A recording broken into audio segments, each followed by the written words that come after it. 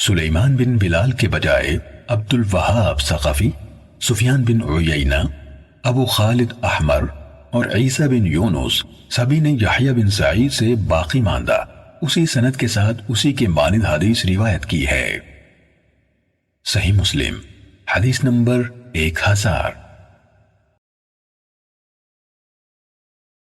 سعید بن جبیر نے حضرت ابن عباس رضی اللہ عنہما سے اللہ تعالیٰ کے فرمان وَلَا تَجْهَرْ بِصَلَاتِكَ وَلَا تُخَافِتْ بِهَا اور اپنی نماز نہ بلند آواز سے پڑھیں اور نہ اسے پست کریں کے بارے میں روایت کی۔ انہوں نے کہا یہ آیت اس وقت اتری جب رسول اللہ صلی اللہ علیہ وسلم مکے میں پوشیدہ عبادت کرتے تھے۔ جب آپ صلی اللہ علیہ وسلم اپنے ساتھیوں کو جماعت کراتے تو قرات بلند آواز سے کرتے تھے۔ مشرک جب یہ قرات سنتے تو قرآن کو، اس کے نازل کرنے والے کو اور اس کے لانے والے کو برا بھلا کہتے۔ اس پر اللہ تعالیٰ نے اپنے نبی صلی اللہ علیہ وسلم کو ہدایت کی اپنی نماز میں آواز کو اس قدر بلند نہ کریں کہ آپ کی قرات مشرکوں کو سنائی دے، اور نہ اس کی آواز کو پست کریں اپنے ساتھیوں سے۔ انہیں قرآن سنائیں اور آواز اتنی زیادہ اونچی نہ کریں اور ان دونوں کے درمیان کی راہ اختیار کریں۔ اللہ تعالیٰ فرماتا ہے بلند اور آہستہ کے درمیان میں رہیں۔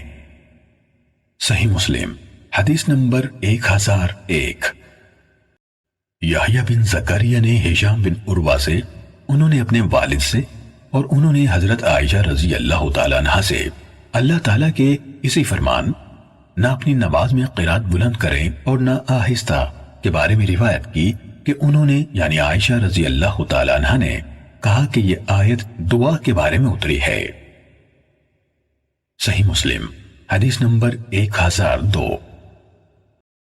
حماد بن زید، ابو اسامہ، وکیع اور ابو معاویہ نے اپنی اپنی سند کے ساتھ ہشام سے اسی سابقہ سند کے ساتھ یہی حدیث روایت کی ہے۔ صحیح مسلم حدیث نمبر 1003۔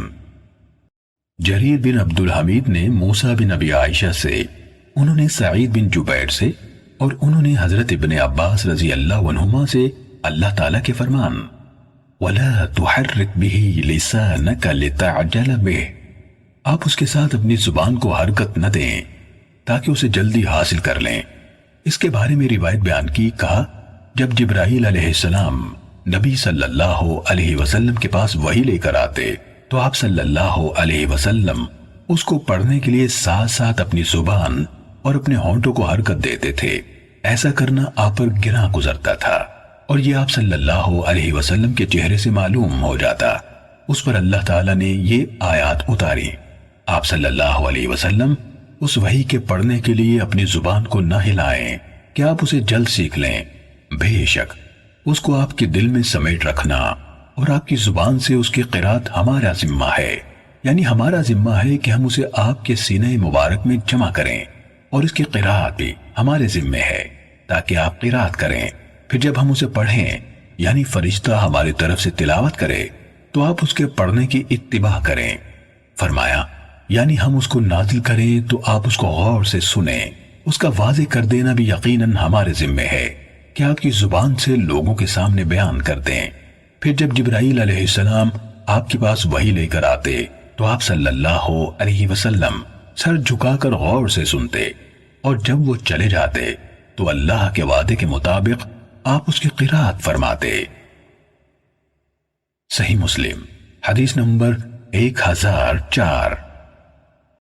جریر بن عبد الحمید کے بجائے ابو عوانہ نے موسیٰ بن ابی عائشہ سے، انہوں نے سعید بن جبیر سے اور انہوں نے حضرت ابن عباس رضی اللہ عنہما سے اللہ کے فرمان آپ اس وحی کو پڑھنے کے لیے اپنی زبان کو نہ ہلائیں کہ آپ اسے جلدی سیکھ لیں کے بارے میں روایت کی کہ نبی کریم صلی اللہ علیہ وسلم وحی کے نزول کی وجہ سے بہت مشقت برداشت کرتے، آپ ساتھ ساتھ اپنے ہونٹ ہلاتے تھے۔ ابن عباس رضی اللہ عنہما نے مجھے کہا میں تمہیں رسول اللہ صلی اللہ علیہ وسلم کی طرح ہونٹ ہلا کر دکھاتا ہوں، تو انہوں نے اپنے ہونٹوں کو حرکت دی، اور سعید بن جبیر نے اپنے شاگرد سے کہا میں اپنے ہونٹوں کو اسی طرح ہلاتا ہوں جس طرح ابن عباس رضی اللہ عنہما انہیں ہلاتے تھے۔ پھر اپنے ہونٹ ہلائے۔ اس پر اللہ تعالیٰ نے یہ آیت اتاری آپ اس وحی کو پڑھنے کے لیے اپنی زبان کو نہ ہلائیں کہ آپ اسے جلد سیکھ لیں۔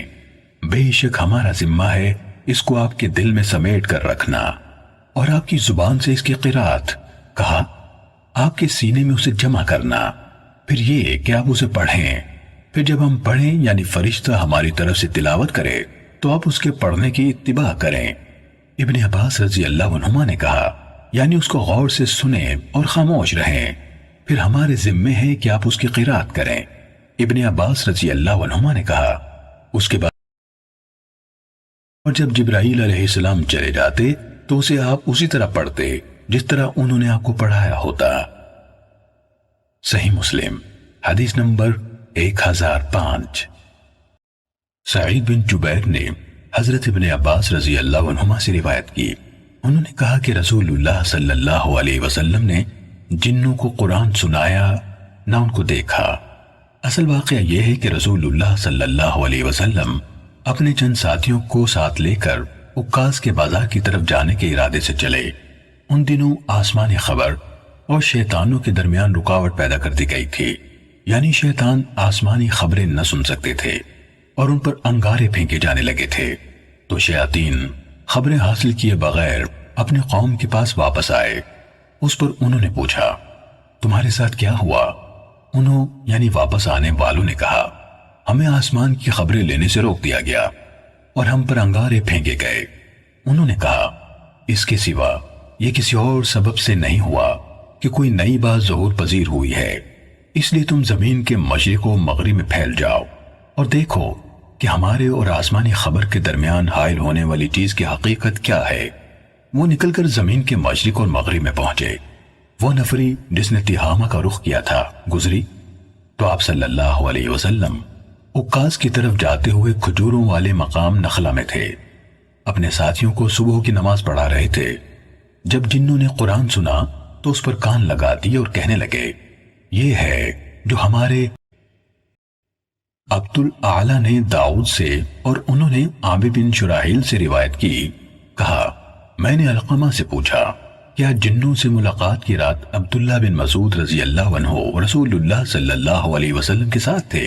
کہا علقمہ نے جواب دیا میں نے خود ابن مسعود رضی اللہ عنہ سے پوچھا کیا آپ لوگوں میں سے کوئی لیلۃ الجن میں رسول اللہ صلی اللہ علیہ وسلم کے ساتھ موجود تھا؟ انہوں نے کہا نہیں، لیکن ایک رات ہم رسول اللہ صلی اللہ علیہ وسلم کے ساتھ تھے تو ہم نے آپ کو گم پایا، ہم نے آپ کو وادیوں اور گھاٹیوں میں تلاش کیا، آپ نہ ملے تو ہم نے کہا کہ آپ کو اڑا لیا گیا ہے یا آپ کو بے خبری میں قتل کر دیا گیا ہے۔ کہا ہم نے بدترین رات گزاری جو کسی قوم نے کبھی گزاری ہوگی۔ جب ہم نے صبح کی تو اچانک دیکھا کہ آپ صلی اللہ علیہ وسلم ہیرا کی طرف سے تشریف لا رہے ہیں۔ انہوں نے کہا کہ ہم نے عرض کی اے اللہ کے رسول، ہم نے آپ کو گم پایا تو آپ کی تلاش شروع کر دی لیکن آپ نہ ملے، اس لیے ہم نے وہ بدترین رات گزاری جو کوئی قوم کبھی گزار سکتی ہے۔ اس پر آپ صلی اللہ علیہ وسلم نے فرمایا میرے پاس جنوں کی طرف سے دعوت دینے والا آیا تو میں اس کے ساتھ گیا اور میں نے ان کے سامنے قرآن کی قرات کی۔ انہوں نے کہا پھر آپ صلی اللہ علیہ وسلم ہمیں لے کر گئے اور ہمیں ان کے نقوش قدم اور ان کی آنکھ کے نشانات دکھائے۔ جنوں نے آپ سے ذات یعنی خوراک کا سوال کیا تو آپ صلی اللہ علیہ وسلم نے فرمایا تمہارے لیے ہر وہ ہڈی ہے جس کے جانور پر اللہ کا نام لیا گیا ہو اور تمہارے ہاتھ لگ جائے، اس پر لگا ہوا گوشت جتنا زیادہ سے زیادہ ہو، اور ہر نرم قدموں والے اونٹ اور کٹے سموں والے جانور کی لید تمہارے جانوروں کا چارہ ہے۔ پھر رسول اللہ صلی اللہ علیہ وسلم نے انسانوں سے فرمایا تم ان دونوں چیزوں سے استنجا نہ کیا کرو کیونکہ یہ دونوں دین میں تمہارے بھائیوں یعنی جنوں اور ان کے جانوروں کا کھانا ہے۔ صحیح مسلم حدیث نمبر 1007۔ اسماعیل بن ابراہیم نے داؤد سے اسی سند کے ساتھ وآثار یرانہم یعنی ان کی آنکھ کے نشانات تک بیان کیا۔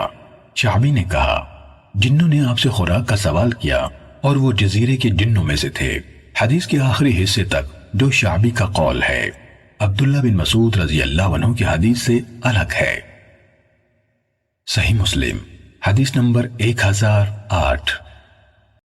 عبداللہ بن ادریس نے داؤد سے باقی ماندہ سابقہ سند کے ساتھ نبی صلی اللہ علیہ وسلم سے وَآثَارَ نِيرَانِهِمْ تک روایت کیا اور بعد والا حصہ بیان نہیں کیا۔ صحیح مسلم حدیث نمبر 1009۔ شعبی کے بجائے ابراہیم نخعی نے علقمہ سے اور انہوں نے عبداللہ سے روایت کی، کہا میں لیلۃ الجن کو رسول اللہ صلی اللہ علیہ وسلم کے ساتھ نہ تھا اور میری خواہش تھی کہ میں آپ کے ساتھ ہوتا۔ صحیح مسلم حدیث نمبر 1010۔ معن بن عبد الرحمن بن عبداللہ بن مسعود حذلی سے روایت ہے، کہا میں نے اپنے والد سے سنا، کہا میں نے مسروق سے پوچھا جس رات جنوں نے کان لگا کر قرآن سنا، اس کی اطلاع نبی صلی اللہ علیہ وسلم کو کس نے دی؟ انہوں نے کہا مجھے تمہارے والد یعنی ابن مسعود رضی اللہ تعالیٰ عنہ نے بتایا کہ آپ کو ان جنوں کی اطلاع ایک درخت نے دی تھی۔ یہ آپ صلی اللہ علیہ وسلم کا معجزہ تھا۔ صحیح مسلم حدیث نمبر 1011۔ حجاج صواف نے یحییٰ بن ابی کثیر سے، انہوں نے عبداللہ بن ابی قتادہ اور ابو سلمہ سے، اور انہوں نے حضرت ابو قتادہ رضی اللہ عنہ سے روایت کی۔ انہوں نے کہا رسول اللہ صلی اللہ علیہ وسلم ہمیں نماز پڑھاتے تو ظہر اور عصر کی پہلی 2 رکعتوں میں سورہ فاتحہ اور 2 سورتیں، یعنی ہر رکعت میں سورہ فاتحہ کے بعد ایک سورت پڑھتے، اور کبھی کبھار ہمیں کوئی آیت سنا دیتے۔ ظہر کی پہلی رکعت لمبی کرتے اور دوسری رکعت مختصر کرتے، اور صبح کی نماز میں بھی ایسا ہی کرتے۔ صحیح مسلم حدیث نمبر 1012۔ حجاج کے بجائے حمام اور ابان بن یزید نے یحییٰ بن ابی کثیر سے، انہوں نے عبداللہ بن ابی قتادہ سے، اور انہوں نے اپنے والد سے روایت کی کہ نبی صلی اللہ علیہ وسلم ظہر اور عصر کی پہلی 2 رکعتوں میں سے ہر رکعت میں سورہ فاتحہ اور ایک سورت پڑھتے، اور کبھی کبھار ہمیں بھی کوئی آیت سنا دیتے، اور آخری 2 رکعتوں میں سورہ فاتحہ پڑھا کرتے تھے۔ صحیح مسلم حدیث نمبر 1013۔ یحییٰ بن یحییٰ اور ابو بکر بن ابی شیبہ نے ہوشیم سے، انہوں نے منصور سے، انہوں نے ولید بن مسلم سے، انہوں نے ابو صدیق ناجی سے، اور انہوں نے حضرت ابو سعید خدری رضی اللہ تعالیٰ عنہ سے روایت کی۔ انہوں نے کہا ہم ظہر اور عصر میں رسول اللہ صلی اللہ علیہ وسلم کے قیام کا اندازہ لگاتے تھے، تو ہم نے ظہر کی پہلی 2 رکعتوں میں قیام کا اندازہ الف لام میم تنزیل یعنی سورہ سجدہ کی قرات کے بقدر لگایا، اور اس کی آخری 2 رکعتوں کے قیام کا اندازہ اس سے نصف کے بقدر لگایا، اور ہم نے عصر کی پہلی 2 رکعتوں کے قیام کا اندازہ لگایا کہ وہ ظہر کی آخری 2 رکعتوں کے برابر تھا، اور عصر کی آخری 2 رکعتوں کا قیام اس سے آدھا تھا۔ امام مسلم رحمہ اللہ کے استاد ابو بکر بن ابی شیبہ نے اپنی روایت میں الف لام میم تنزیل کا نام ذکر نہیں کیا، انہوں نے کہا 30 آیات کے بقدر۔ صحیح مسلم حدیث نمبر 1014۔ ابو عوانہ نے منصور سے باقی ماندہ سابقہ سند سے حضرت ابو سعید خدری رضی اللہ تعالیٰ عنہ سے روایت کی کہ نبی اکرم صلی اللہ علیہ وسلم ظہر کی نماز میں پہلی 2 رکعتوں میں سے ہر رکعت میں 30 آیات کے بقدر قرات فرماتے تھے، اور آخری 2 میں 15 آیتوں کے بقدر، یا یہ کہا اس پہلی 2 سے نصف، اور عصر کی پہلی 2 رکعتوں میں سے ہر رکعت میں 15 آیتوں کے برابر، اور آخری 2 میں اس سے نصف۔ صحیح مسلم حدیث نمبر 1015۔ ہوشیم نے عبد الملک بن عمیر سے، اور انہوں نے حضرت جابر بن سمرہ رضی اللہ تعالیٰ عنہ سے روایت کی کہ کوفے والوں نے حضرت عمر رضی اللہ عنہ سے حضرت سعد رضی اللہ عنہ کی شکایت کی، اور اس میں ان کی نماز کا بھی ذکر کیا۔ حضرت عمر رضی اللہ تعالیٰ عنہ نے ان کی طرف پیغام بھیجا، وہ آئے تو حضرت عمر رضی اللہ عنہ نے ان سے کوفہ والوں نے ان کی نماز پر جو اعتراض کیا تھا اس کا تذکرہ کیا، تو انہوں نے کہا یقیناً میں انہیں رسول اللہ صلی اللہ علیہ وسلم کی نماز کی طرح نماز پڑھاتا ہوں، اس میں کمی نہیں کرتا، میں انہیں پہلی 2 رکعتیں لمبی پڑھاتا ہوں اور آخری 2 میں تخفیف کرتا ہوں۔ اس پر عمر رضی اللہ تعالیٰ عنہ نے فرمایا، اے ابو اسحاق، آپ کے بارے میں گمان بھی یہی ہے۔ صحیح مسلم حدیث نمبر 1016۔ حشیم کے بجائے جریر نے عبد الملک بن عمیر سے اسی سند کے ساتھ یہی روایت بیان کی۔ صحیح مسلم حدیث نمبر 1017۔ شعبہ نے ابو عون سے روایت کی، انہوں نے کہا کہ میں نے حضرت جابر بن سمرہ رضی اللہ عنہ سے سنا کہ حضرت عمر رضی اللہ تعالیٰ عنہ نے حضرت سعد رضی اللہ عنہ سے کہا، لوگوں نے آپ کی ہر چیز حتیٰ کہ نماز کی بھی شکایت کی ہے۔ حضرت سعد رضی اللہ عنہ نے کہا، میں یہ کہتا ہوں کہ میں پہلی 2 رکعتوں میں قیام کو طول دیتا ہوں اور آخری 2 رکعتوں میں تخفیف کرتا ہوں۔ میں نے جس طرح رسول اللہ صلی اللہ علیہ وسلم کی اقتداء میں نماز پڑھی تھی اس میں کوئی کوتاہی نہیں کرتا۔ تو عمر رضی اللہ تعالیٰ عنہ نے کہا، آپ کے بارے میں یہی گمان ہے یا آپ کے بارے میں میرا گمان یہی ہے۔ صحیح مسلم حدیث نمبر 1018۔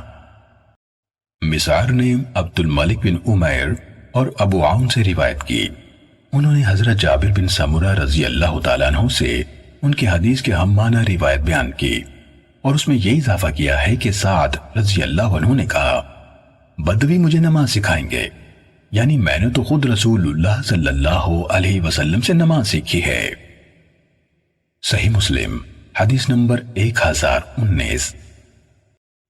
عطیہ بن قیس نے قزعہ سے، انہوں نے حضرت ابو سعید خدری رضی اللہ عنہ سے روایت کی، انہوں نے کہا، ظہر کی نماز کی اقامت کہی جاتی اور کوئی جانے والا بقی جاتا، اپنی ضرورت سے فارغ ہو کر وضو کرتا، پھر مسجد میں آتا اور رسول اللہ صلی اللہ علیہ وسلم اسے لمبا کرنے کی وجہ سے ابھی پہلی رکعت میں ہوتے۔ صحیح مسلم حدیث نمبر 1020۔ ربیعہ نے کہا، قزعہ نے مجھے حدیث سنائی، کہا، میں ابو سعید خدری رضی اللہ عنہ کی خدمت میں حاضر ہوا، ان کے پاس استفادے کے لیے کثرت سے لوگ موجود تھے۔ جب یہ لوگ ان سے رخصت ہو کر منتشر ہو گئے تو میں نے عرض کی، میں آپ سے ان چیزوں کے بارے میں سوال نہیں کروں گا جن کے بارے میں لوگ آپ سے سوال کر رہے تھے۔ میں نے کہا، میں آپ سے رسول اللہ صلی اللہ علیہ وسلم کی نماز کے بارے میں پوچھتا ہوں۔ انہوں نے کہا، اس سوال میں تیرے لیے بھلائی نہیں ہے، یعنی کیونکہ تم نماز پڑھانے والے حکمرانوں کے پیچھے ایسی نماز نہیں پڑھ سکو گے۔ انہوں نے ان کے سامنے دوبارہ اپنا مسئلہ پیش کیا تو ابو سعید خدری رضی اللہ تعالیٰ عنہ نے کہا، ظہر کی نماز کھڑی کی جاتی اور ہم میں سے کوئی بقیع کی طرف جاتا، اپنی ضرورت پوری کرتا، پھر اپنے گھر آ کر وضو کرتا، اس کے بعد واپس مسجد میں آتا تو رسول اللہ صلی اللہ علیہ وسلم ابھی پہلی رکعت میں ہوتے تھے۔ صحیح مسلم حدیث نمبر 1021۔ حجاج بن محمد نے ابن جریج سے روایت کی، نیز عبد الرزاق نے ہمیں حدیث بیان کی، کہا، ابن جریج نے ہمیں بتایا، کہا، میں نے محمد بن عباد بن جعفر سے سنا، کہہ رہے تھے، مجھے ابو سلمہ بن سفیان، عبداللہ بن عامر بن عاص اور عبداللہ بن مسیب سے عابدی نے حضرت عبداللہ بن سائب رضی اللہ تعالیٰ عنہ سے روایت کرتے ہوئے خبر دی۔ انہوں نے کہا، نبی صلی اللہ علیہ وسلم نے ہمیں مکے میں صبح کی نماز پڑھائی تو سورہ مومنون کی قرات شروع کی، حتیٰ کہ موسیٰ اور ہارون علیہ السلام کا ذکر آیا یا عیسیٰ علیہ السلام کا ذکر آیا۔ محمد بن عباد کو شک ہے یا راویوں نے اس کے سامنے بیان کرتے ہوئے اختلاف کیا ہے۔ اس وقت رسول اللہ صلی اللہ علیہ وسلم کو کھانسی آنے لگی تو آپ رکوع میں چلے گئے۔ عبداللہ بن صاحب رضی اللہ تعالیٰ عنہ بھی اس نماز میں موجود تھے۔ عبد الرزاق کی روایت میں ہے، آپ صلی اللہ علیہ وسلم نے قرات قطع کر دی اور رکوع میں چلے گئے، اور ان کی حدیث میں راوی کا نام عبداللہ بن عمر ہے، آگے ابن عاص نہیں کہا۔ صحیح مسلم حدیث نمبر 1022۔ حضرت عمر بن حریث رضی اللہ تعالیٰ عنہ سے روایت ہے کہ انہوں نے رسول اللہ صلی اللہ علیہ وسلم کو فجر کی نماز میں واللیل اذا عسعس، یعنی قسم ہے رات کی جب وہ جانے لگتی ہے، پڑھتے ہوئے سنا۔ صحیح مسلم حدیث نمبر 1023۔ ابو عوانہ نے زیاد بن علاقہ سے اور انہوں نے حضرت قطبہ بن مالک رضی اللہ تعالیٰ عنہ سے روایت کی، انہوں نے کہا میں نے نماز پڑھی اور ہمیں رسول اللہ صلی اللہ علیہ وسلم نے نماز پڑھائی۔ آپ صلی اللہ علیہ وسلم نے قاف والقرآن المجید پڑھی، حتیٰ کہ آپ نے والنخل باسقات یعنی اور کھجور کے بلند و بالا درخت پڑھا، تو میں اس آیت کو بار بار ذہن میں دہرانے لگا اور آپ نے جو کہا مجھے اس کے مفہوم کا پتہ نہ چلا۔ صحیح مسلم حدیث نمبر 1024۔ ابو عوانہ کی بجائے شریک اور سفیان بن عیینہ نے زیاد بن علاقہ سے اور انہوں نے حضرت قطبہ بن مالک رضی اللہ عنہ سے روایت کی کہ انہوں نے فجر کی نماز میں نبی اکرم صلی اللہ علیہ وسلم کو وَالنَّخْلَ بَاسِقَاتٍ لَهَا طَلْعٌ نَضِيدٌ یعنی اور کھجور کے بلند و بالا درخت پیدا کیے جن کے خوشے تہ بتہ ہیں کی قرات کرتے ہوئے سنا۔ صحیح مسلم حدیث نمبر 1025۔ ابو عوانہ، شریک اور ابن عیینہ کے بجائے شعبہ نے زیاد بن علاقہ سے اور انہوں نے اپنے چچا یعنی حضرت قطبہ بن مالک رضی اللہ تعالیٰ عنہ سے روایت کی کہ انہوں نے نبی اکرم صلی اللہ علیہ وسلم کے ساتھ صبح کی نماز پڑھی تو آپ صلی اللہ علیہ وسلم نے پہلی رکعت میں وَالنَّخْلَ بَاسِقَاتٍ لَهَا طَلْعٌ نَضِيدٌ پڑھا اور بعض اوقات یہی بات سناتے ہوئے کہا سورہ قاف پڑھی۔ صحیح مسلم حدیث نمبر 1026۔ زاہدہ نے کہا ہمیں سماک بن حرب نے حضرت جابر بن سمرہ رضی اللہ عنہما سے حدیث بیان کی کہ نبی اکرم صلی اللہ علیہ وسلم فجر کی نماز میں قاف والقرآن المجید پڑھا کرتے تھے، اس کے باوجود آپ کی نماز ہلکی تھی۔ صحیح مسلم حدیث نمبر 1027۔ زاہدہ کے بجائے زہیر نے سماک سے روایت کی، انہوں نے کہا میں نے جابر بن سمرہ رضی اللہ عنہ سے نبی اکرم صلی اللہ علیہ وسلم کی نماز کے بارے میں پوچھا تو انہوں نے جواب دیا آپ ہلکی نماز پڑھاتے تھے اور ان لوگوں کی طرح نماز نہیں پڑھاتے تھے۔ اور سماک نے کہا مجھے انہوں یعنی جابر رضی اللہ عنہ نے بتایا کہ رسول اللہ صلی اللہ علیہ وسلم کی صبح کی نماز میں قاف والقرآن اور طوالت میں اس جیسی صورتیں پڑھا کرتے تھے۔ صحیح مسلم حدیث نمبر 1028۔ عبد الرحمن بن مہدی نے کہا ہمیں شعبہ نے سماک سے حدیث سنائی، انہوں نے حضرت جابر بن سمرہ رضی اللہ عنہما سے روایت کی، انہوں نے کہا نبی اکرم صلی اللہ علیہ وسلم ظہر کی نماز میں واللیل اذا یغشا یعنی اور رات کی قسم جب چھا جائے پڑھتے، عصر میں بھی ایسی ہی کوئی صورت پڑھتے اور فجر کی نماز میں اس سے لمبی صورت پڑھتے۔ صحیح مسلم حدیث نمبر 1029۔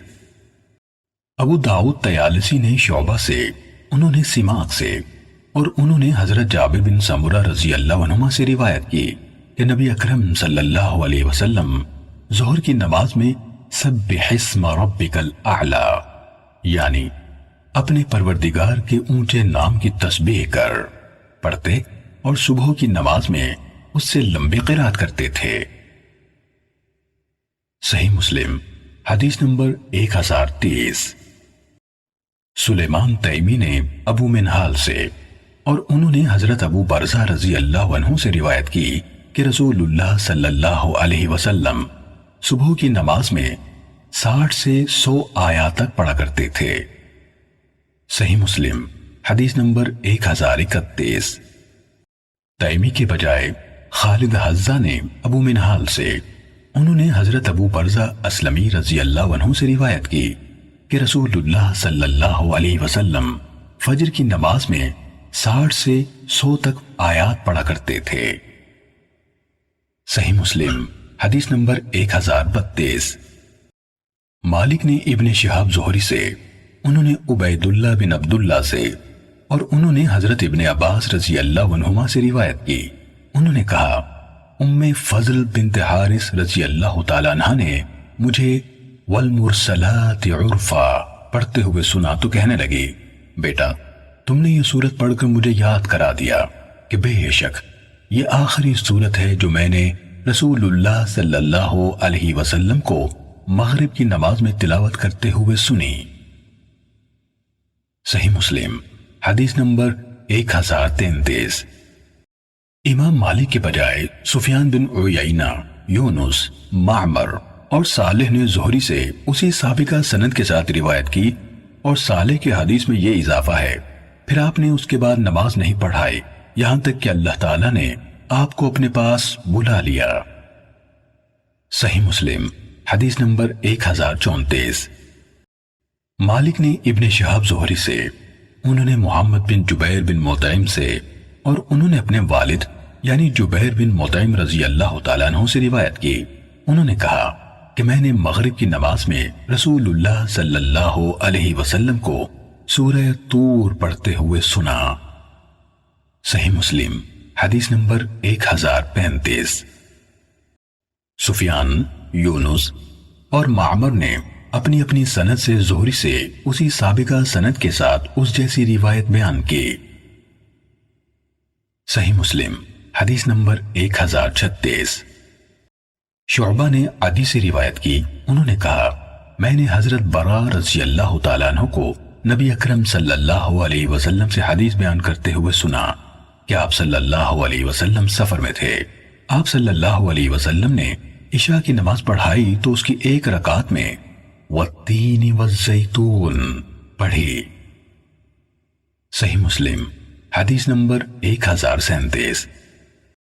شعبہ کی بجائے یحییٰ بن سعید نے عدی بن ثابت سے، اور انہوں نے حضرت برا بن عازب رضی اللہ تعالیٰ عنہ سے روایت کی، انہوں نے کہا میں نے رسول اللہ صلی اللہ علیہ وسلم کے ساتھ عشاء کی نماز پڑھی تو آپ صلی اللہ علیہ وسلم نے والتین والزیتون کی قرات کی۔ صحیح مسلم حدیث نمبر 1038۔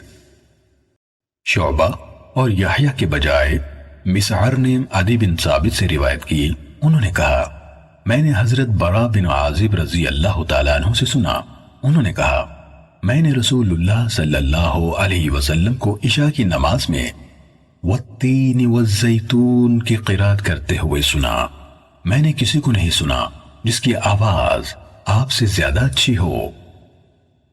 صحیح مسلم حدیث نمبر 1039۔ سفیان نے عمر سے، انہوں نے حضرت جابر رضی اللہ تعالیٰ عنہ سے حدیث بیان کی، انہوں نے کہا حضرت معاذ رضی اللہ عنہ نبی اکرم صلی اللہ علیہ وسلم کے ساتھ نماز پڑھا کرتے تھے، پھر آ کر اپنے قبیلے کی مسجد میں امامت کراتے۔ ایک رات انہوں نے عشاء کی نماز رسول اللہ صلی اللہ علیہ وسلم کے ساتھ پڑھی، پھر اپنی قوم کے پاس آئے، ان کی امامت کی، اور سورہ فاتحہ کے بعد سورہ بقرہ پڑھنی شروع کر دی۔ ایک شخص الگ ہو گیا یعنی نماز سے، سلام پھیرا، پھر اکیلے نماز پڑھی اور چلا گیا، تو لوگوں نے اس سے کہا اے فلاں کیا تم منافق ہو گیا ہے؟ اس نے جواب دیا اللہ کی قسم نہیں، میں ضرور رسول اللہ صلی اللہ علیہ وسلم کی خدمت میں حاضر ہو کر آپ کو اس معاملے سے آگاہ کروں گا۔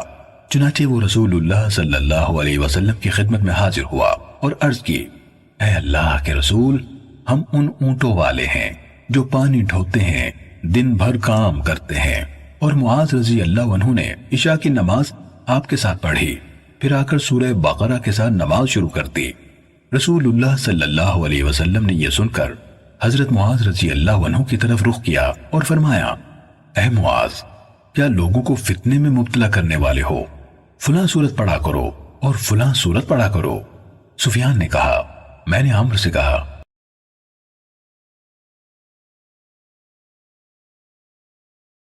ابو زبیر نے حضرت جابر رضی اللہ عنہ سے روایت کی کہ معاذ بن جبل انصاری رضی اللہ عنہ نے اپنے ساتھیوں کو عشاء کی نماز پڑھائی اور اس میں طویل قرات کی۔ ہم میں سے ایک آدمی نکلا اور الگ نماز پڑھ لی۔ معاذ رضی اللہ عنہ کو اس کے بارے میں بتایا گیا تو انہوں نے کہا وہ منافق ہے۔ جب اس آدمی تک یہ بات پہنچی تو وہ رسول اللہ صلی اللہ علیہ وسلم کی خدمت میں حاضر ہوا اور آپ کو بتایا کہ معاذ نے کیا کہا۔ اس پر رسول اللہ صلی اللہ علیہ وسلم نے معاذ رضی اللہ عنہ سے فرمایا اے معاذ، کیا تم فتنہ ڈالنے والے بننا چاہتے ہو؟ جب لوگوں کی امامت کراؤ تو والشمس وضحاها سبح اسم ربک الاعلی اقرأ باسم ربک الذی خلق اور واللیل اذا یغشی پڑھا کرو۔ صحیح مسلم حدیث نمبر 1041۔ منصور نے عمر بن دینار سے اور انہوں نے حضرت جابر بن عبداللہ رضی اللہ عنہما سے روایت کی کہ معاذ بن جبل رضی اللہ عنہ رسول اللہ صلی اللہ علیہ وسلم کے ساتھ عشاء کی نماز پڑھا کرتے تھے، پھر اپنی قوم میں آ کر یہی نماز ان کو پڑھاتے تھے۔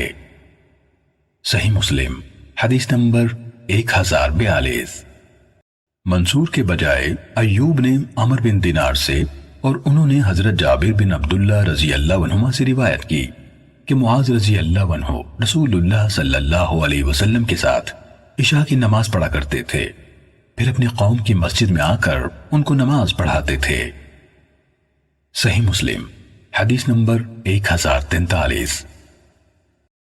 حشیم نے اسماعیل بن ابی خالد سے، انہوں نے قیس سے اور انہوں نے حضرت ابو مسعود انصاری رضی اللہ عنہ سے روایت کی کہ ایک آدمی رسول اللہ صلی اللہ علیہ وسلم کے پاس آیا اور عرض کی، بے شک میں فلاں آدمی کی وجہ سے صبح کی نماز سے پیچھے رہتا ہوں کیونکہ وہ ہمیں بہت لمبی نماز پڑھاتا ہے۔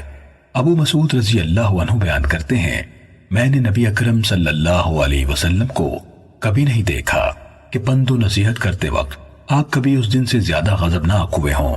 آپ صلی اللہ علیہ وسلم نے فرمایا، لوگو تم میں سے بعض دوسروں کو نماز سے متنفر کرنے والے ہیں، تم میں سے جو بھی لوگوں کی امامت کرائے وہ اختصار سے کام لے کیونکہ اس کے پیچھے بوڑھے، کمزور اور حاجت مند لوگ ہوتے ہیں۔ صحیح مسلم حدیث نمبر 1044۔ حشیم، وکیع، عبداللہ بن نمیر اور سفیان نے اسماعیل بن ابی خالد سے اسی سند کے ساتھ حشیم کی حدیث کی طرح روایت کی۔ صحیح مسلم حدیث نمبر 1045۔ اعرج نے حضرت ابو ہریرہ رضی اللہ عنہ سے روایت کی کہ نبی اکرم صلی اللہ علیہ وسلم نے فرمایا، جب تم میں سے کوئی فرد لوگوں کی امامت کرائے تو وہ ہلکی نماز پڑھائے کیونکہ ان نمازیوں میں بچے، بوڑھے، کمزور اور بیمار بھی ہوتے ہیں، اور جب اکیلا پڑھے تو جیسے چاہے پڑھے۔ صحیح مسلم حدیث نمبر 1046۔ حمام بن منبہ سے روایت ہے، انہوں نے کہا، ہمیں یہ احادیث ابو ہریرہ رضی اللہ عنہ نے محمد رسول اللہ صلی اللہ علیہ وسلم سے بیان کی۔ انہوں نے متعدد احادیث بیان کی اور کہا، رسول اللہ صلی اللہ علیہ وسلم نے فرمایا، جب تم میں سے کوئی لوگوں کا امام بنے تو وہ نماز میں تخفیف کرے کیونکہ لوگوں میں بوڑھے بھی ہوتے ہیں اور ان میں کمزور بھی ہوتے ہیں، اور جب اکیلا پڑھے تو اپنی نماز جتنی چاہے طویل کر لے۔ صحیح مسلم حدیث نمبر 1047۔ ابو سلمہ بن عبد الرحمن نے خبر دی کہ انہوں نے حضرت ابو ہریرہ رضی اللہ تعالیٰ عنہ سے سنا، وہ کہتے تھے کہ رسول اللہ صلی اللہ علیہ وسلم نے فرمایا، جب تم میں سے کوئی شخص لوگوں کو نماز پڑھائے تو وہ تخفیف کرے کیونکہ لوگوں میں کمزور، بیمار اور ضرورت مند بھی ہوتے ہیں۔ صحیح مسلم حدیث نمبر 1048۔ ابو سلمہ کے بجائے ابو بکر بن عبد الرحمن نے حدیث بیان کی کہ انہوں نے حضرت ابو ہریرہ رضی اللہ عنہ سے سنا، وہ کہہ رہے تھے، رسول اللہ صلی اللہ علیہ وسلم نے فرمایا، اسی کی مانند، البتہ اس میں سقیم یعنی بیمار کی جگہ کبیر یعنی بوڑھا کہا ہے۔ صحیح مسلم حدیث نمبر 1049۔ موسیٰ بن طلحہ نے کہا، مجھے حضرت عثمان بن ابو عاص ثقفی رضی اللہ عنہ نے حدیث سنائی کہ نبی صلی اللہ علیہ وسلم نے ان سے فرمایا، اپنی قوم کی امامت کراؤ۔ میں نے عرض کی، اے اللہ کے رسول، میں اپنے دل میں کچھ محسوس کرتا ہوں۔ آپ صلی اللہ علیہ وسلم نے فرمایا، میرے قریب ہو جاؤ۔ آپ نے مجھے اپنے سامنے بٹھا لیا، پھر اپنی ہتھیلی میری دونوں چھاتیوں کے درمیان رکھی، اس کے بعد فرمایا، رخ پھیرو۔ اس کے بعد آپ نے ہتھیلی میری پشت پر میرے دونوں کندھوں کے درمیان رکھی، پھر فرمایا، اپنی قوم کو امامت کراؤ، اور جو لوگوں کا امام بنے وہ تخفیف کرے کیونکہ ان میں بوڑھے ہوتے ہیں، ان میں بیمار ہوتے ہیں، ان میں کمزور ہوتے ہیں اور ان میں ضرورت مند ہوتے ہیں۔ جب تم میں سے کوئی اکیلا نماز پڑھے تو جیسے چاہے پڑھے۔ صحیح مسلم حدیث نمبر 1050۔ سعید بن مسیب نے کہا، حضرت عثمان بن ابی عاص رضی اللہ عنہ نے حدیث بیان کی۔ انہوں نے کہا، رسول اللہ صلی اللہ علیہ وسلم نے آخری بات جو میرے ذمہ لگائی یہ تھی، جب تم لوگوں کی امامت کراؤ تو انہیں نماز ہلکی پڑھاؤ۔ صحیح مسلم حدیث نمبر 1051۔ عبدالعزیز بن صہیب نے حضرت انس رضی اللہ عنہ سے روایت کی کہ نبی اکرم صلی اللہ علیہ وسلم نماز میں تخفیف کرتے اور مکمل ادا کرتے تھے۔ صحیح مسلم حدیث نمبر 1052۔ قتادہ نے حضرت انس رضی اللہ عنہ سے روایت کی کہ رسول اللہ صلی اللہ علیہ وسلم سب سے زیادہ مکمل صورت میں سب سے زیادہ تخفیف کے ساتھ نماز پڑھانے والے تھے۔ صحیح مسلم حدیث نمبر 1053۔ شریک بن عبداللہ ابن نمر نے حضرت انس بن مالک رضی اللہ عنہ سے روایت کی کہ میں نے کبھی کسی ایسے امام کے پیچھے نماز نہیں پڑھی جو رسول اللہ صلی اللہ علیہ وسلم کی نماز سے زیادہ ہلکی اور زیادہ مکمل نماز پڑھانے والا ہو۔ صحیح مسلم حدیث نمبر 1054۔ ثابت بنانی نے حضرت انس رضی اللہ عنہ سے روایت کی۔ انہوں نے کہا، رسول اللہ صلی اللہ علیہ وسلم ماں کے ساتھ آئے ہوئے بچے کا رونا سنتے اور آپ نماز میں ہوتے تو ہلکی صورت یا کہا چھوٹی صورت پڑھ لیتے۔ صحیح مسلم حدیث نمبر 1055۔ قتادہ نے حضرت انس بن مالک رضی اللہ عنہ سے روایت کی۔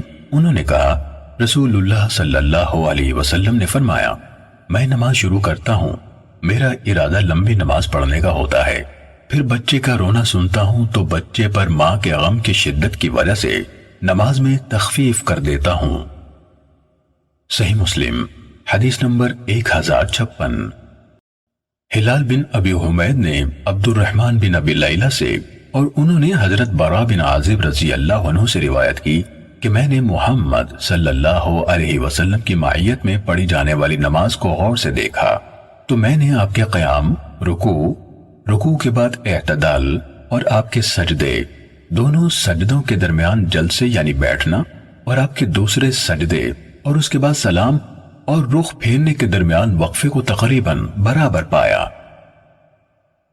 صحیح مسلم حدیث نمبر 1057۔ عبید اللہ کے والد معاذ عنبری نے کہا، ہمیں شعبہ نے حکم سے حدیث سنائی۔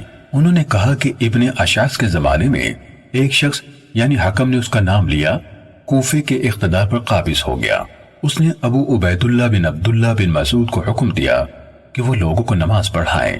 وہ نماز پڑھاتے تھے۔ جب وہ رکوع سے سر اٹھاتے تو اتنی دیر کھڑے ہوتے کہ میں یہ دعا پڑھ لیتا، اے اللہ ہمارے رب، حمد تیرے ہی لیے ہے جس سے آسمان و زمین بھر جائیں اور ان کے سوا جو چیز تو چاہے بھر جائے۔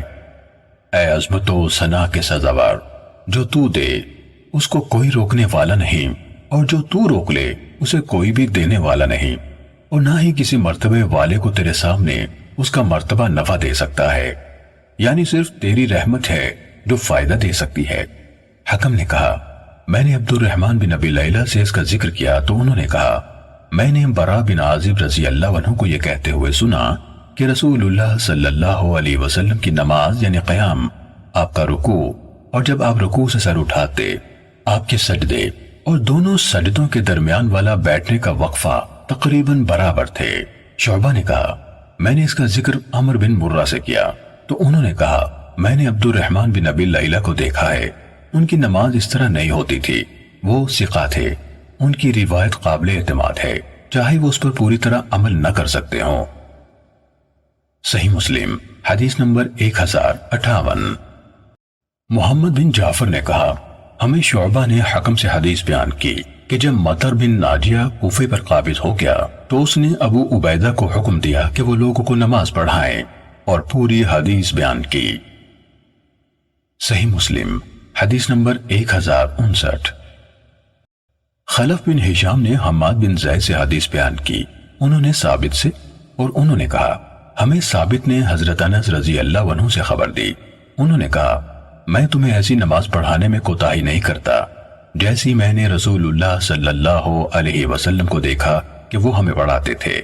ثابت نے کہا انس رضی اللہ عنہ ایک ایسا کام کیا کرتے تھے جو میں تمہیں کرتے ہوئے نہیں دیکھتا۔ جب وہ رکوع سے اپنا سر اٹھاتے تو سیدھے کھڑے ہو جاتے، حتیٰ کہ کہنے والا کہتا کہ وہ بھول گئے ہیں، اور جب وہ سجدے سے اپنا سر اٹھاتے تو ٹھہرے رہتے، حتیٰ کہ کہنے والا کہتا وہ بھول گئے ہیں۔ صحیح مسلم حدیث نمبر 1060۔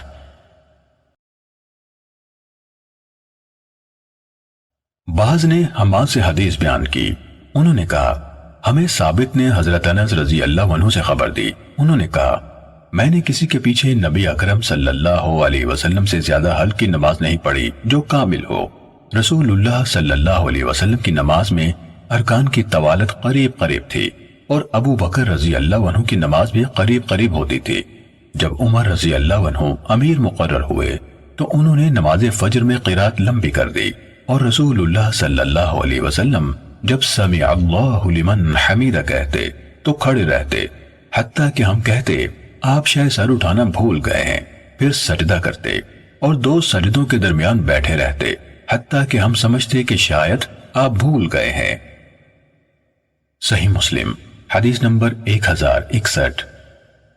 زہیر اور ابو خیثمہ نے اپنی اپنی سند کے ساتھ ابو اسحاق سے اور انہوں نے عبداللہ بن یزید سے روایت کی، انہوں نے کہا مجھے حضرت براء رضی اللہ عنہ نے حدیث بیان کی، اور وہ جھوٹ نہیں بولتے تھے کہ وہ لوگ یعنی صحابہ کرام رسول اللہ صلی اللہ علیہ وسلم کے پیچھے نماز پڑھتے تھے۔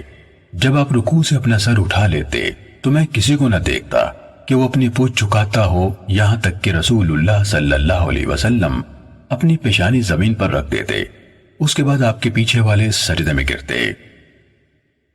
صحیح مسلم حدیث نمبر 1062۔ سفیان نے ابو اسحاق سے، انہوں نے عبداللہ بن یزید سے اور انہوں نے حضرت براء رضی اللہ عنہ سے حدیث بیان کی، اور وہ جھوٹ بولنے والے نہ تھے۔ انہوں نے کہا رسول اللہ صلی اللہ علیہ وسلم جب سمع اللہ لمن حمیدہ کہتے تو ہم میں سے کوئی ایک بھی اس وقت تک اپنی پوچھ نہ جھکاتا جب تک رسول اللہ صلی اللہ علیہ وسلم سجدے میں نہ چلے جاتے، پھر ہم آپ کے بعد سجدے میں جاتے۔ صحیح مسلم حدیث نمبر 1063۔ محارب بن دثار نے کہا کہ میں نے عبداللہ بن یزید کو منبر پر بیان کرتے ہوئے سنا، وہ کہہ رہے تھے براء رضی اللہ عنہ نے ہمیں بتایا کہ وہ لوگ یعنی صحابہ کرام رسول اللہ صلی اللہ علیہ وسلم کے ساتھ نماز پڑھتے تھے، جب آپ رکوع میں چلے جاتے تو وہ رکوع کرتے، اور جب آپ اپنا سر رکوع سے اٹھاتے تو آپ سمع اللہ لمن حمیدہ کہتے، ہم کھڑے رہتے، یہاں تک کہ ہم آپ کو دیکھتے کہ آپ نے اپنا چہرہ مبارک زمین پر رکھ دیا ہے، پھر ہم آپ کی پیروی کرتے یعنی سجدے میں جاتے۔ صحیح مسلم حدیث نمبر 1064۔ زہیر بن حرب اور ابن نمیر نے کہا ہم سے سفیان بن عیینہ نے حدیث بیان کی، کہا ہمیں ابان وغیرہ نے حکم سے حدیث سنائی، انہوں نے عبد الرحمن بن ابی لیلہ سے اور انہوں نے حضرت براء رضی اللہ عنہ سے روایت کی، انہوں نے کہا ہم نماز میں نبی اکرم صلی اللہ علیہ وسلم کے ساتھ ہوتے، ہم میں سے کوئی ایک بھی اپنی پشت نہ جھکاتا یہاں تک کہ ہم آپ کو دیکھ لیتے کہ آپ سجدے میں جا چکے ہیں۔ زہیر نے کہا سفیان نے ہمیں بتایا کہ کوفے کے راویوں ابان وغیرہ نے ہمیں حدیث سنائی، انہوں نے حتی نراہ قد سجدہ یعنی ہم دیکھتے کہ وہ سجدے میں جا چکے کے بجائے حتی نراہ یسجدو یعنی ہم انہیں سجدہ کرتے دیکھتے کہ الفاظ کہے۔ صحیح مسلم حدیث نمبر 1065۔ حضرت عمر بن حریث رضی اللہ عنہ سے روایت ہے، انہوں نے کہا میں نے نبی کریم صلی اللہ علیہ وسلم کے پیچھے فجر کی نماز پڑھی تو میں نے آپ کو فلا اقسم بالخنس الجوار الکنس یعنی میں قسم کھاتا ہوں پیچھے ہٹنے والے، سیدھے چلنے والے، دبک جانے والے یعنی ستاروں کی پڑھتے ہوئے سنا، اور ہم میں سے کوئی آدمی اپنی پوچھ نہیں جھکاتا تھا حتیٰ کہ آپ پوری طرح سجدے میں چلے جاتے تھے۔ صحیح مسلم حدیث نمبر 1066۔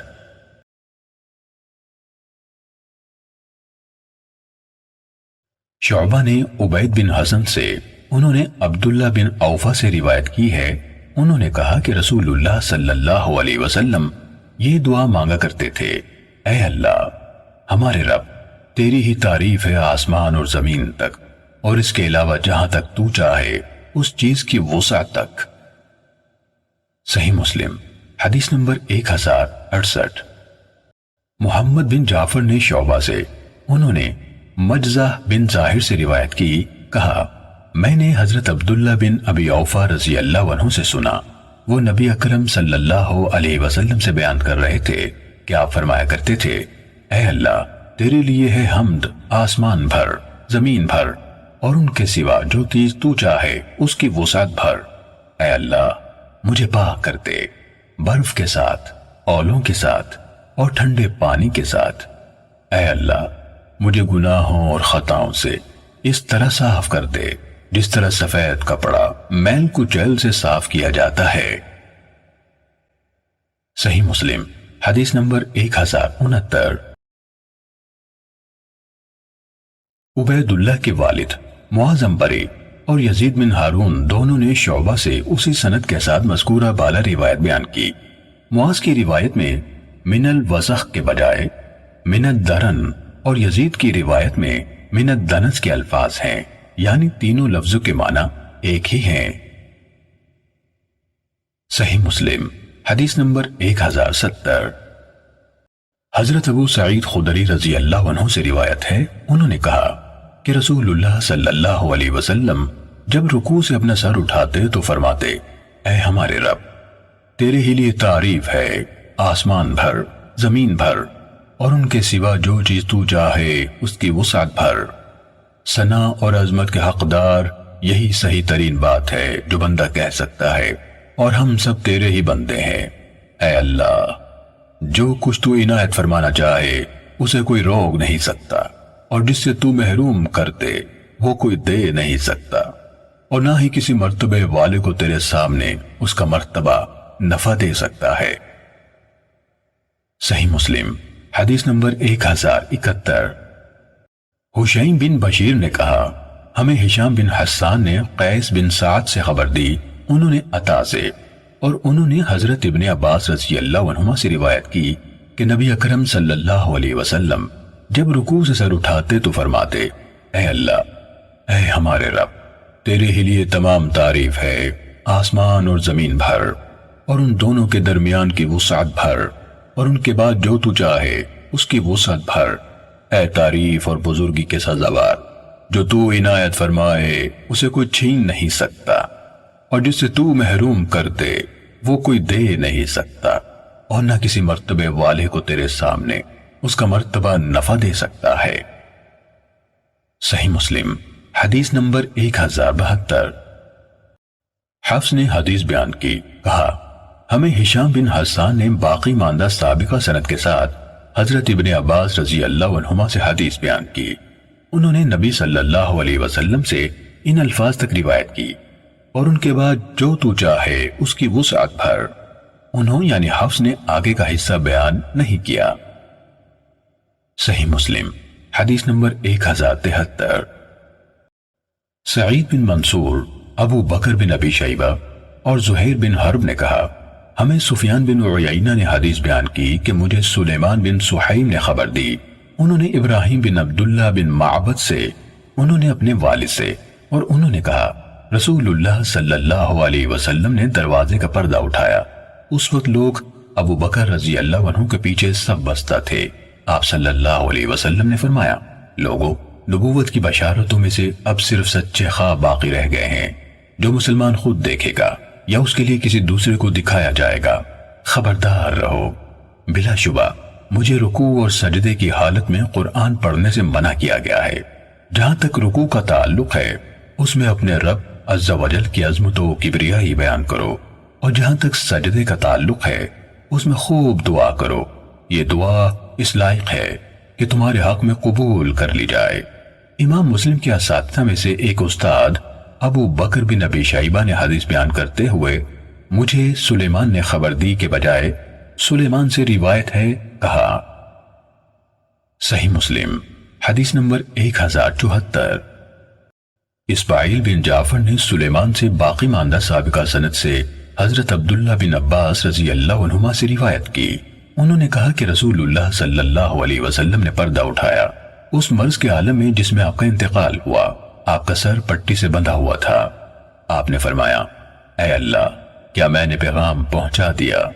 3 بار یہ الفاظ کہے، پھر فرمایا، نبوت کی بشارتوں میں سے اب صرف سچے خواب باقی رہ گئے ہیں جو کوئی نیک انسان خود دیکھے گا یا اس کے لیے دوسرے کو دکھائے جائیں گے۔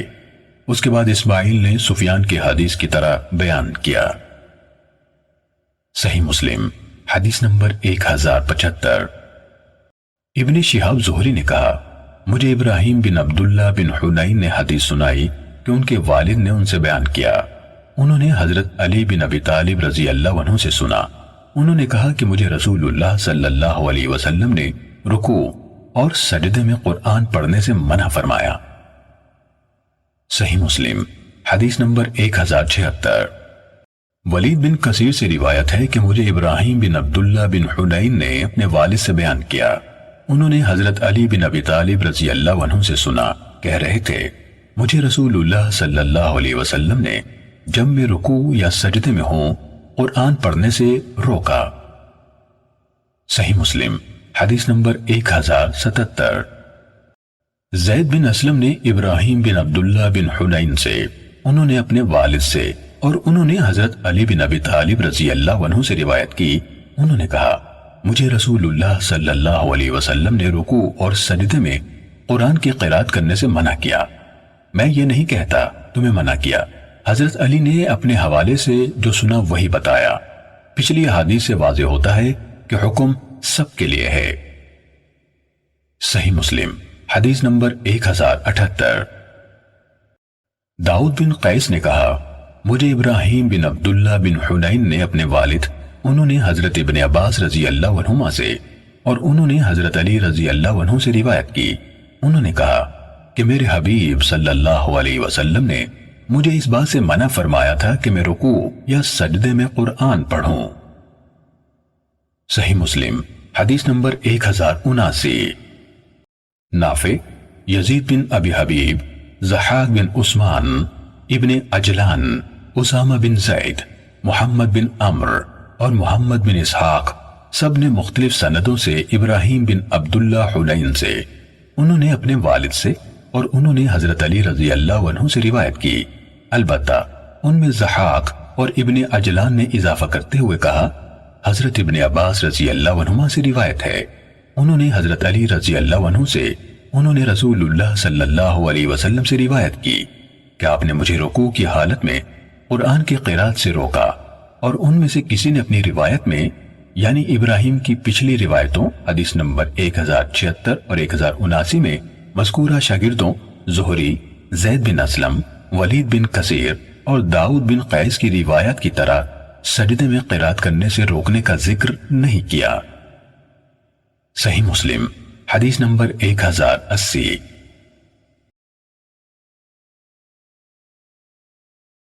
عبداللہ بن حنین کے ایک اور شاگرد محمد بن منقدر نے یہی حدیث حضرت علی رضی اللہ عنہ سے روایت کی، لیکن سجدے میں قرات کا ذکر نہیں کیا۔ صحیح مسلم حدیث نمبر 1081۔ عبداللہ بن حنین نے حضرت ابن عباس رضی اللہ عنہما سے روایت کی کہ انہوں نے کہا، مجھے رکوع کی حالت میں قرات سے منع کیا گیا ہے۔ اس سند میں حضرت علی رضی اللہ عنہ کا ذکر نہیں کیا۔ صحیح مسلم حدیث نمبر 1082۔ زکوان نے حضرت ابو ہریرہ رضی اللہ عنہ سے روایت کی کہ رسول اللہ صلی اللہ علیہ وسلم نے فرمایا، بندہ اپنے رب کے سب سے زیادہ قریب اس حالت میں ہوتا ہے جب وہ سجدے میں ہوتا ہے، لہٰذا اس میں کثرت سے دعا کرو۔ صحیح مسلم حدیث نمبر 1083۔ ابو صالح نے حضرت ابو ہریرہ رضی اللہ عنہ سے روایت کی کہ رسول اللہ صلی اللہ علیہ وسلم سجدے میں کہا کرتے تھے، اللہ میرے سارے گناہ بخش دے، چھوٹے بھی اور بڑے بھی، پہلے بھی اور پچھلے بھی، کھلے بھی اور چھپے بھی۔ صحیح مسلم حدیث نمبر 1084۔ منصور نے ابو زحا یعنی مسلم بن صبیح القرشی سے، انہوں نے مسروق سے، اور انہوں نے حضرت عائشہ رضی اللہ تعالیٰ عنہ سے روایت کی، انہوں نے کہا رسول اللہ صلی اللہ علیہ وسلم اپنے رکوع اور سجدے میں بکثرت یہ کلمات کہا کرتے تھے، تیری پاکیزگی بیان کرتا ہوں، اے میرے اللہ ہمارے رب، تیری حمد کے ساتھ اے میرے اللہ مجھے بخش دے۔ آپ یہ کلمات قرآن مجید کی تعویل یعنی حکم کی تعمیل کے طور پر فرمایا کرتے تھے۔ صحیح مسلم حدیث نمبر 1085۔ ابو معاویہ نے اعمش سے، انہوں نے مسلم بن صبیح سے، انہوں نے مسروق سے، اور انہوں نے حضرت عائشہ رضی اللہ تعالی عنہ سے روایت کی، انہوں نے کہا رسول اللہ صلی اللہ علیہ وسلم وفات سے پہلے بکثرت یہ فرماتے تھے، اے اللہ میں تیری حمد کے ساتھ تیری ستائش کرتا ہوں، تجھ سے بخشش طلب کرتا ہوں اور تیری طرف رجوع کرتا ہوں۔ عائشہ رضی اللہ عنہا نے کہا میں نے پوچھا اے اللہ کے رسول یہ کلمے کیا ہیں جو میں دیکھتی ہوں، کیا آپ نے اب کہنے شروع کر دیے ہیں؟ آپ صلی اللہ علیہ وسلم نے فرمایا میرے لیے میری امت میں ایک علامت مقرر کر دی گئی ہے کہ جب میں اسے دیکھ لوں تو یہ کلمے کہوں، جب اللہ کی نصرت اور فتح آ پہنچے سورت کے آخر تک۔ صحیح مسلم حدیث نمبر 1086۔ مفضل نے اعمش سے باقی ماندہ سابقہ سند کے ساتھ حضرت عائشہ رضی اللہ عنہا سے روایت کی، انہوں نے کہا جب آپ پر اذا جاء نصر اللہ والفتح اتری اس وقت سے میں نے نبی اکرم صلی اللہ علیہ وسلم کو دیکھا کہ آپ نے جو بھی نماز پڑھی اس میں یہ دعا مانگی یا یہ کہا اے میرے رب میں تیری پاکیزگی بیان کرتا ہوں تیری حمد کے ساتھ، اے میرے اللہ مجھے بخش دے۔ صحیح مسلم حدیث نمبر 1087۔ عامر شعبی نے مسروق سے، اور انہوں نے حضرت عائشہ رضی اللہ عنہا سے روایت کی، انہوں نے کہا رسول اللہ صلی اللہ علیہ وسلم کثرت سے یہ فرمایا کرتے تھے میں اللہ کی پاکیزگی بیان کرتا ہوں، اس کی حمد کے ساتھ میں اللہ سے بخشش کا طلبکار ہوں اور اسی کی طرف رجوع کرتا ہوں۔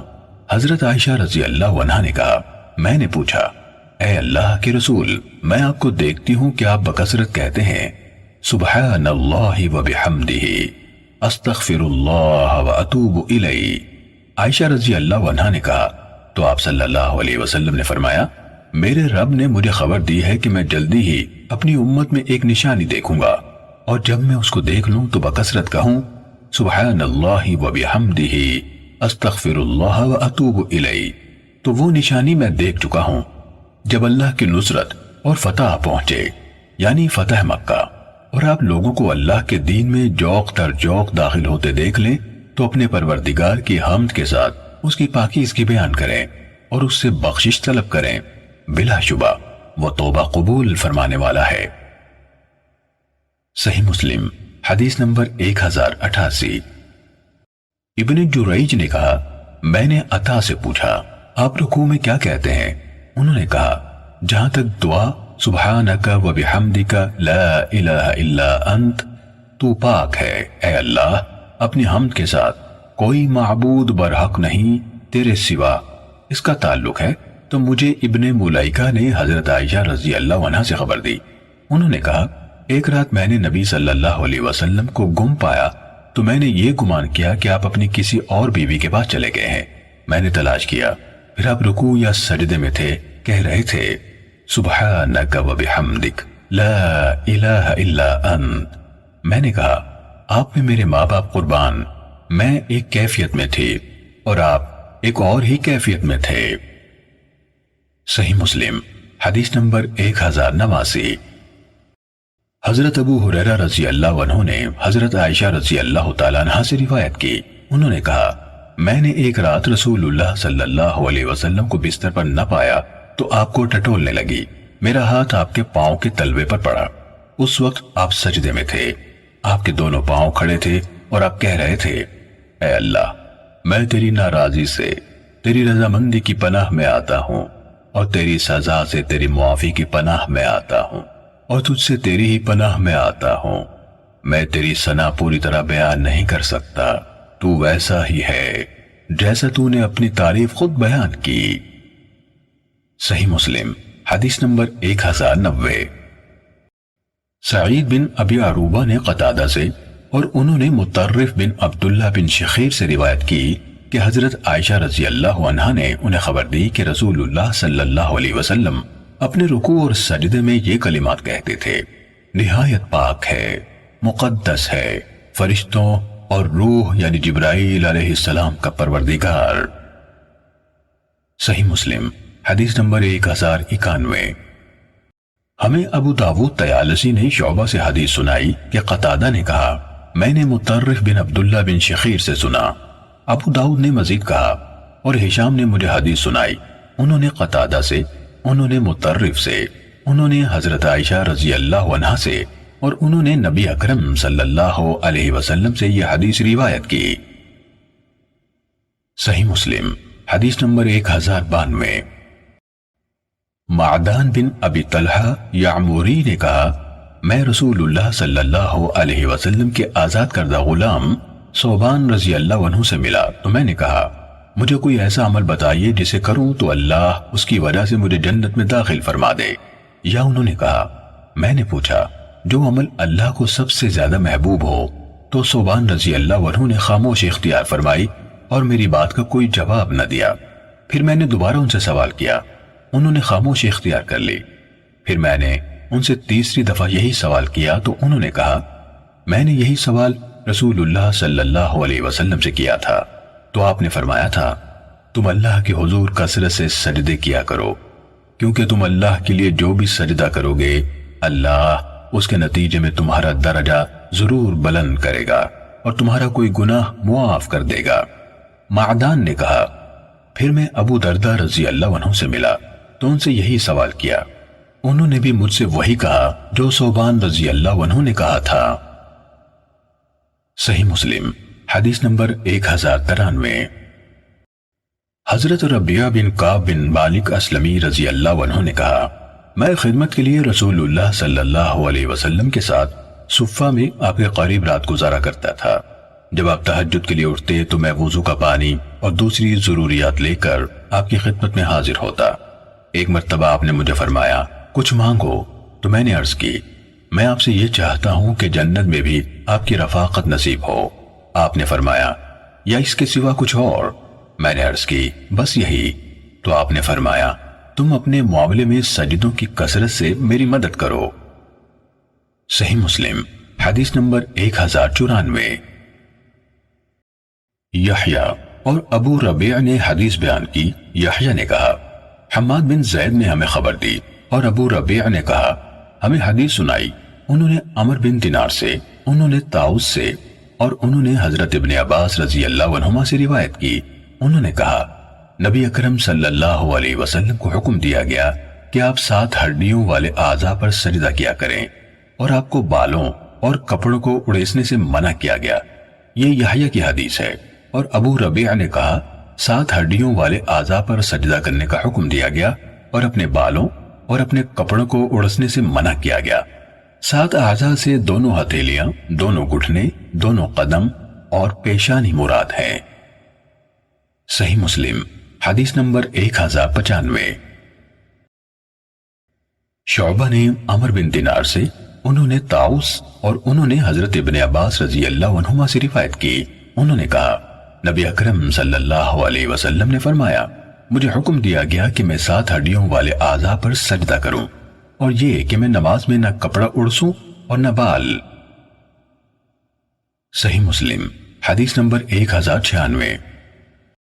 سفیان بن عیینہ نے عبداللہ بن طاؤس سے اور انہوں نے اپنے والد کے حوالے سے حضرت ابن عباس رضی اللہ عنہما سے روایت کی کہ نبی اکرم صلی اللہ علیہ وسلم کو حکم دیا گیا کہ 7 اعضاء پر سجدہ کریں اور بالوں کو اور کپڑوں کو اڑیسنے سے روکا گیا ہے۔